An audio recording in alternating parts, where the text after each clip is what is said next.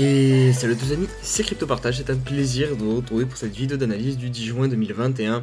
On a eu une superbe réaction hier du Bitcoin qui est venu récupérer la zone clé, la zone pivot, hein. Après son décrochage où il est venu toucher les 31 000 dollars, hier il est remonté à 36 000, enfin au-dessus des 36 400 dollars et il a inversé un petit peu la tendance, en tout cas pour moi, selon mon analyse technique, donc plus 6%. On a aussi quelque chose de très important à noter sur la dominance, on a pris quasiment plus de 2%. En fait hier il est remonté tout seul quasiment le Bitcoin, hein. Vous voyez Ethereum n'a quasiment pas bougé de 1500 dollars. On a même des alts qui sont dans le rouge alors que le Bitcoin est à plus 6%. Donc on va surveiller ça, hein. Peut-être peut-être que ça annonce un petit changement parce que d'habitude c'est le Bitcoin qui pump en premier et les alts un petit peu qui restent sur le côté, et ensuite les liquidités vont se déverser dans les altcoins et on a le droit à une altcoin season. Donc peut-être que voilà, on redémarre le cycle enfin à zéro et qu'on va avoir une Bitcoin season avec un Bitcoin qui va repartir. On va pas s'enflammer évidemment, mais ça peut être peut-être annonciateur de ce changement. Comme d'habitude, n'oubliez pas de mettre un petit pouce bleu et un petit commentaire, voilà, pour soutenir la chaîne, et de vous abonner aussi. Vous voyez qu'on galère un petit peu à passer les 15 000 abonnés, hein, parce que depuis le crash, tout simplement, on a beaucoup moins d'audience en fait, hein. L'euphorie est passée et du coup on a beaucoup moins de nouveaux qui sont attirés par les crypto-monnaies. Et c'est normal, hein, ça fonctionne tout le temps comme ça sur les cryptos, hein. Quand tout monte, ça attire forcément plus de monde. Et là quand ça baisse, on perd du monde, on perd en euphorie, donc c'est normal. Rejoignez-nous aussi sur Discord, sur Insta et sur Twitter. Allez, on va débuter les news du côté chinois, et il y a pas mal de choses à dire aujourd'hui, puisque vraiment ça se corse, ça commence à bien chauffer là-bas au niveau des crypto-monnaies. Pour toutes les personnes qui souhaiteraient investir, ça va devenir très très compliqué, puisque là, regardez, hier, donc les moteurs de recherche chinois ont bloqué les mots-clés relatifs donc à Binance, Huobi et OKEx, et ces trois plateformes, ces trois exchanges sont les trois les plus utilisés en Chine. Donc les moteurs de recherche comme Baidu, Baidu c'est le moteur de recherche le plus utilisé en Chine, donc ont bloqué les mots pour trouver ces plateformes. Donc évidemment pour toute personne, une personne chinoise qui souhaiterait investir, ça devient tout de suite beaucoup plus compliqué. Et deuxième news aussi mauvaise aussi qui provient de Chine, donc c'est tout simplement les mineurs qui doivent cesser, enfin qui ont reçu l'ordre de cesser tout de suite leur activité. Donc c'est les mineurs de la province chinoise du Xinjiang, je ne sais pas si je le prononce bien, et par contre cette région compte quand même pour 36% dans la puissance de calcul du Bitcoin, donc c'est quand même pas négligeable, hein. C'est une grosse zone de minage. De toute façon le minage en Chine actuellement ça représentait énormément de la part du hash rate global du Bitcoin. Donc vous voyez sur ce graphique 65%. Donc voilà, on est vraiment en train de changer quelque chose d'assez fondamental sur le Bitcoin, hein. Faut pas se le cacher, la Chine c'était quand même un gros pilier du Bitcoin et notamment du hash rate. Donc là, si vraiment le gouvernement chinois commence vraiment à serrer la vis et vraiment à ne plus vouloir entendre parler du Bitcoin, il va y avoir du changement. Après, est-ce que c'est bien ou mal, on verra ça dans les mois à venir. En tout cas, ce que l'on peut noter, c'est que par exemple pour le minage à Xinjiang, là, c'était un minage pas très écolo, et vu qu'en ce moment on a quand même une belle pression du côté des écolos qui veulent que le minage soit beaucoup plus vert, pour ça, en tout cas ça sera une bonne chose puisqu'il va être délocalisé ailleurs et il y aura peut-être plus de chances pour que ce soit un minage plus vert. Et notamment par exemple du côté du Salvador, je vais vous présenter une news dans quelques instants qui cherche à faire un minage assez innovant et bien écolo. Comme je vous le disais il y a quelques instants, donc du côté du Salvador, on continue les bonnes nouvelles après l'adoption comme monnaie officielle du Bitcoin. Nayib Bukele, donc le président, annonce qu'il souhaite faire de Salvador un petit peu une terre de minage aussi, avec notamment l'utilisation de la géothermie avec ces volcans. Donc voilà, ils sont déjà sur le terrain en train de travailler pour rendre cela possible. Regardez, il a mis une petite vidéo hier, ça c'est uniquement de la vapeur d'eau, donc voilà, aucune pollution. Et comme dit dans le tweet juste avant, si jamais le Salvador utilisait tout le potentiel de géothermie que peuvent présenter ces volcans, du coup Salvador deviendrait la plus grosse zone de production de minage du continent, avec 100% d'ailleurs d'énergie renouvelable. Donc vraiment ça c'est une très très bonne nouvelle qui nous provient encore du côté du Salvador.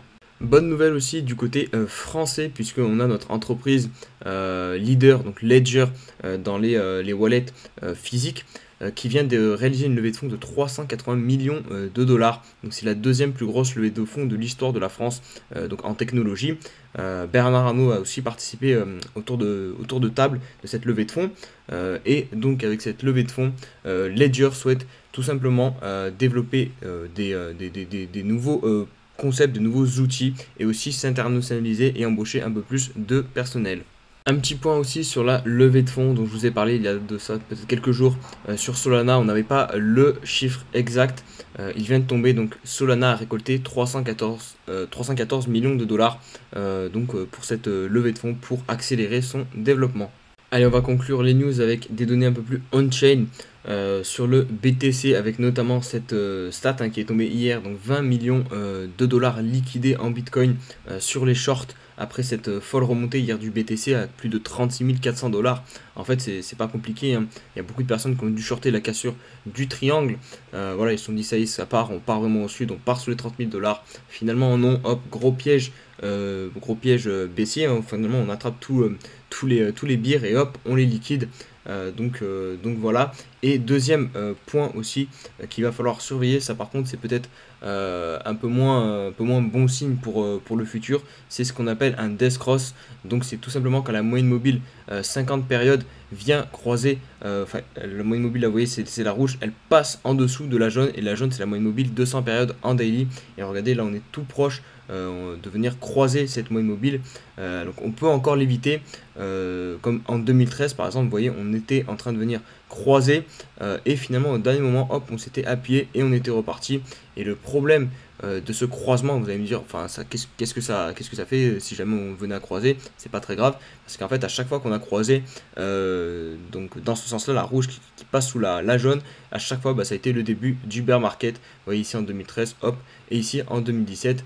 Donc à suivre, mais pour le moment ça c'est quand même un signal assez bearish. Allez, on va se retrouver maintenant pour l'analyse du Bitcoin sur le 4 heures pour commencer, pour constater cette magnifique reprise finalement après la chute ici à 31 000 dollars, quasiment même un poil plus bas. Donc on a formé un très joli V-bottom, hein. Je vais mettre tout de suite l'objectif, hein, histoire de peut-être vous faire rêver un petit peu. Et si on prend l'objectif théorique de ce V-bottom, ça serait donc de venir chercher la zone des 40 000 dollars. Donc bon, ça fait pas tant rêver que ça, parce qu'on sait que sur la zone des 40 000 dollars, c'est une grosse résistance et c'est clairement la zone pivot qu'il faut réussir à franchir. Donc on aurait le droit avec cet objectif d'avoir un nouveau test de cette zone-ci, voir si on va réussir à casser ou non. Maintenant, je m'enflammerai pas peut-être non plus. Certes, en fait, la situation pour moi actuellement, c'est juste qu'on est revenu dans le range. Voilà, on va pas casser par le bas les 30 000 dollars. On va venir un petit peu se rebalader dans toute cette zone où on s'ennuie en fait beaucoup, hein. Mais quand vous constatez les volumes, il n'y a pas une reprise de volume. Là, on est encore sur des volumes décroissants. Ici, on n'a pas eu de volume sur cette bougie en fait pour sortir de ce niveau, de cette résistance. Donc finalement, il n'y a pas forcément un vrai retour des acheteurs. Donc je pense qu'on va encore dériver à l'intérieur de ce range pendant un petit moment. À voir après, hein, peut-être qu'au niveau de l'approche des 40 000 dollars, on va avoir enfin une franche cassure et un retour des volumes. Mais pour l'instant, c'est pas le cas. Ce que l'on peut noter, c'est que vous voyez, on a cassé du coup ce niveau qui était clairement la zone pivot, hein. C'était ici qu'on avait décroché, donc il fallait venir le récupérer. C'est chose faite. Maintenant, regardez, on est en train de faire le point bas. Si on pouvait s'appuyer pile dessus et ensuite repartir refaire un point haut, ça serait parfait. On repartirait en tendance haussière très proprement. Maintenant à surveiller, on a aussi cette oblique, hein, du coup du haut du triangle, voir si on va réussir à la casser. Et après du coup le niveau des 40 000 dollars qui viendra se présenter à nous. Un petit point rapide sur le daily. Du coup on va très certainement invalider cette figure, hein, même si globalement on est quasiment venu chercher l'objectif de ce triangle, hein. Quand on reporte l'objectif ici à la sortie, hop, ça nous menait sur les 30 000 dollars, donc on a quasiment touché. Vous voyez aussi que sur le RSI on revient toucher cette zone qui nous a repoussé plus d'une fois, donc à voir si on va réussir aujourd'hui à passer au dessus. Il y a aussi la MA21 qui nous bloque, hein, vous voyez, hop. Donc on a quand même pas mal de choses sur nos têtes, hein. De toute façon, il y a la zone des 39 000, 40 000 dollars aussi qui va arriver sous peu. Mais ouais, voilà, en fait, le plan ne change pas. On a juste vraiment réintégré le range Et on a, je pense, pour objectif à court terme de revenir chercher les 40 000 $ et de réussir à les passer. Après, encore une fois, ça, voilà, on peut pas réellement prédire si on va réussir ou pas. Faudra suivre ça avec notamment l'apparition de plus de volume et une cassure franche et une clôture daily au-dessus des 39 300 $, voire peut-être même 40 000 et quelques avec ces bougies-ci. Le joli petit rebond en cours sur la BTC dominance, vous voyez, hop, cette semaine, on est en train de marquer finalement le point bas de cette baisse, on dirait bien, et on peut constater le début d'une compression, d'un triangle de compression, si vous regardez bien, hop, donc à suivre. Si on va le casser par le bas, en théorie, on devrait le casser par le bas, puisque regardez, on est arrivé d'en haut, donc on doit poursuivre, enfin, on arrive d'une tendance baissière, et donc ça, c'est une figure de continuation de tendance, donc en théorie, on devrait casser par le bas, faire quelque chose comme ça, hop, et venir chercher plus bas. Donc on va suivre, voir si les probabilités vont aller dans le bon sens, hein. Mais en tout cas, voilà, réaction du Bitcoin. Attention, sur Ethereum, on ne réussit pas à récupérer cette zone que j'ai identifiée hier des 2600 et quelques $. Vous voyez, on clôture pile en dessous. Là aujourd'hui, pareil, on est en dessous encore. Donc ça, c'est quand même pas bon signe. J'aimerais vraiment qu'on récupère assez rapidement cette zone-ci. Sinon, à mon avis, on va venir déjà dans un premier temps retester l'oblique et il va falloir espérer qu'elle ne casse pas. Donc voilà, clairement, objectif clôturer au-dessus des 2600 $ pour Ethereum. Et je vais conclure la vidéo par Matic Network, donc Polygon, puisqu'on a quand même une figure assez intéressante. Vous voyez, un triangle de compression, hop, vraiment balèze, hein, et on arrive, on est au bout. Donc ça c'est pas top parce qu'en théorie il faut le casser un peu avant d'arriver au bout, mais on va surveiller quand même parce que je le trouve vraiment pas mal, hein, même si on a quelques petites imperfections, notamment cette mèche. Mais ce que je veux dire c'est que voilà, si on a des volumes, ça peut nous indiquer quelque chose selon du côté où on sort, donc à surveiller. En tout cas, une chose est sûre, je pense que voilà, l'oblique duo est assez pertinente et tant qu'on ne la casse pas, voilà, il ne faut pas espérer une reprise haussière sur Matic.